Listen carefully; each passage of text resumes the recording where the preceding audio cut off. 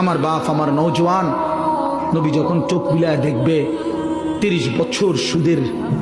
লেনদেন, 30 বছর টানা মিথ্যাই বলেছে,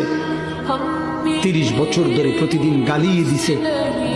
30 বছর ধরে তার স্ত্রী বেপর্দা, 30 বছর ধরে প্রতিদিন ঘরে রঙিন টেলিভিশনে নাচ গান সিনেমা নাটক নর্তকীর ছবি চলছে,